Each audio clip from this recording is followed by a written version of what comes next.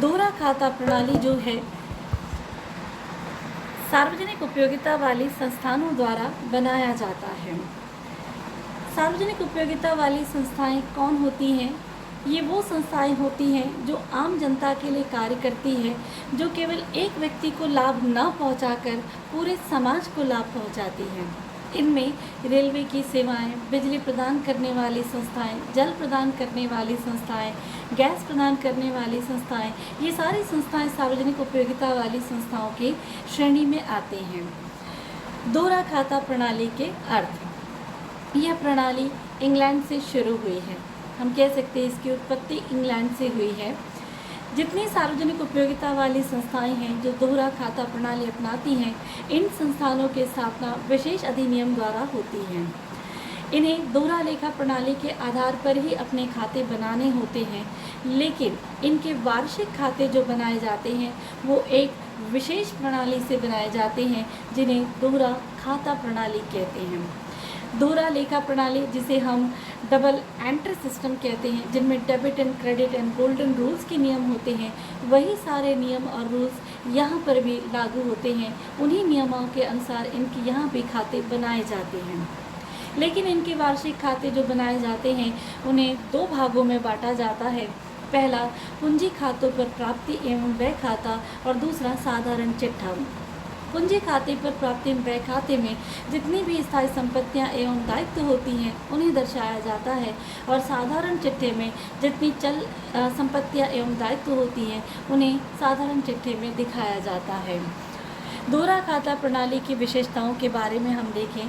सबसे पहले हम देखें कि प्रारंभ में से अंतिम खाते बनाने के पूर्व सारे लेखांकन जो कार्य होते हैं वो दोहरा लेखा प्रणाली यानी कि डबल एंट्री सिस्टम के आधार पर होते हैं, जैसे अन्य कंपनियों के द्वारा खाते बनाए जाते हैं।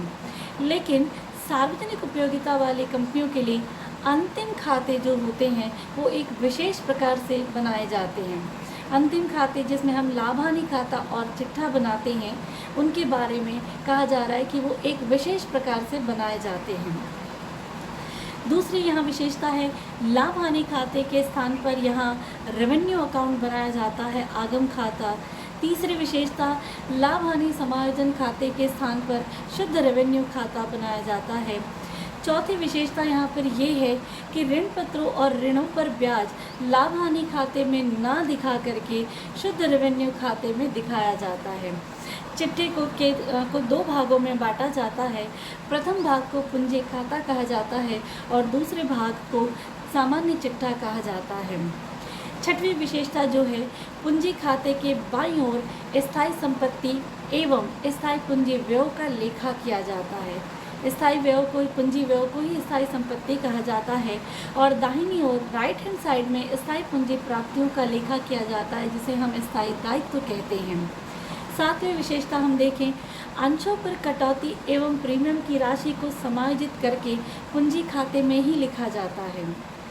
हम आठवीं विशेषता देखें, संपत्तियों में से ह्रास का घटाना इस खाते में लिखी हुई स्थायी संपत्ति से नहीं किया जाता, यानी कि स्थायी संपत्ति से ह्रास नहीं घटाया जाएगा, बल्कि स्थायी संपत्ति को उसके लागत मूल्य पर ही दर्शाया जाएगा।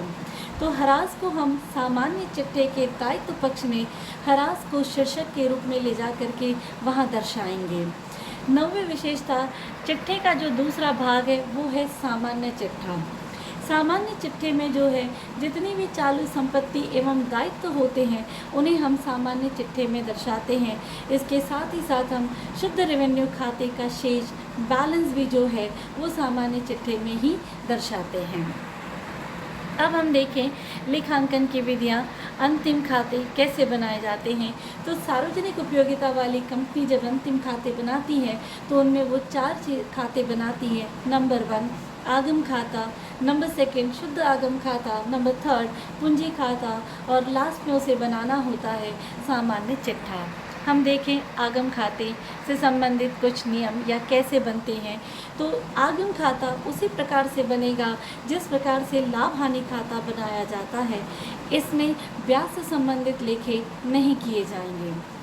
शुद्ध आगम खाता यह लाभ हानि नियोजन खाते की तरह ही बनाया जाता है।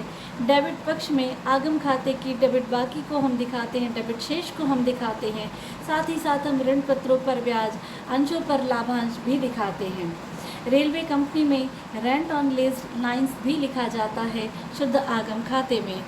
पूंजी खाता, पूंजी खाते को पूंजी खाते पर प्राप्ति एवं भुगतान खाता भी कहा जाता है। इसके राइट हैंड साइड की तरफ में हम स्थायी पूंजी प्राप्ति को लिखते हैं, जिसे हम स्थायी दायित्व भी कहते हैं।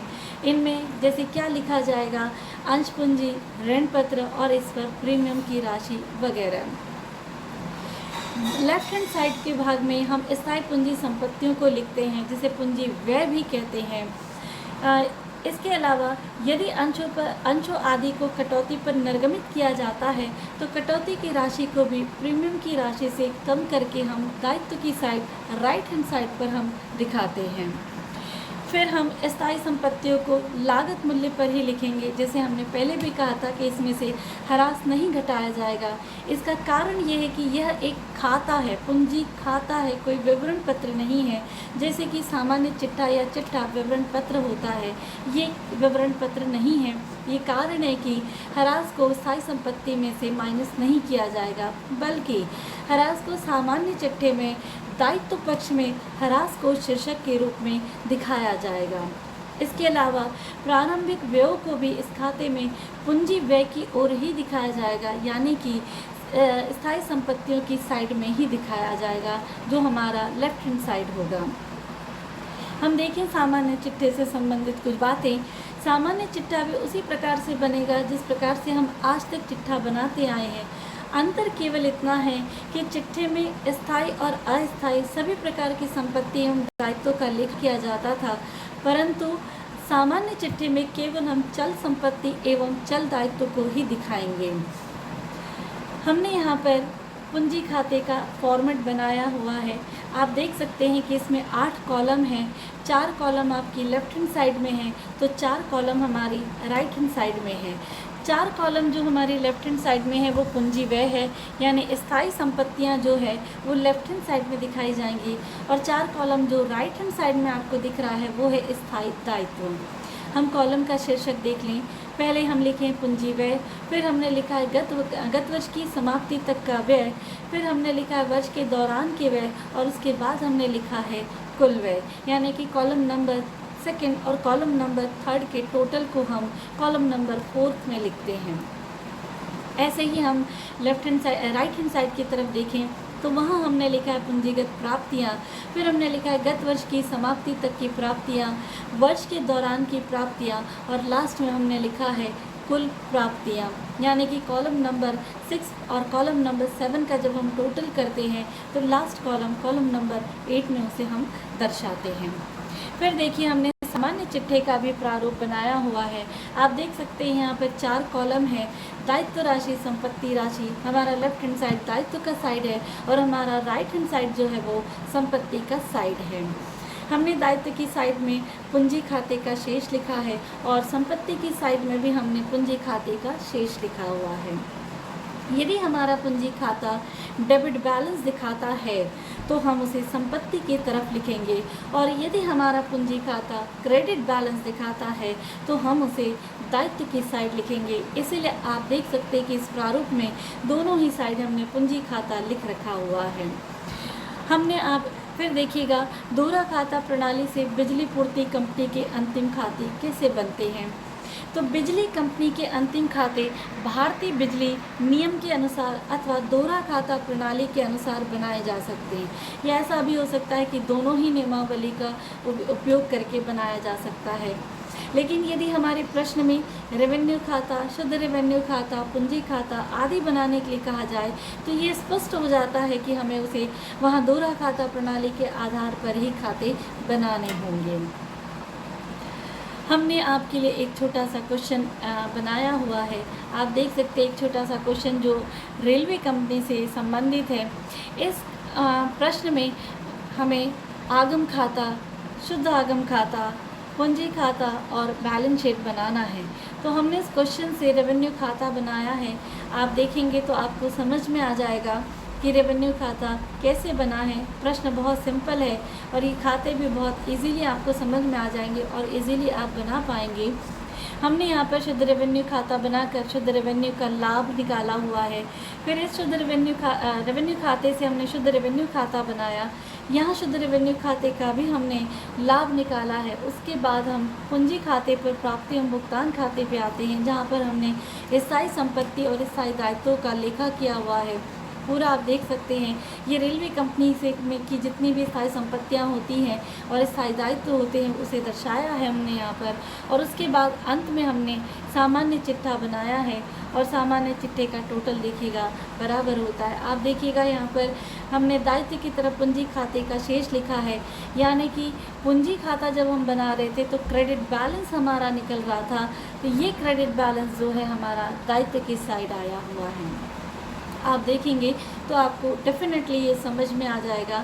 ये बहुत आसान सा क्वेश्चन है।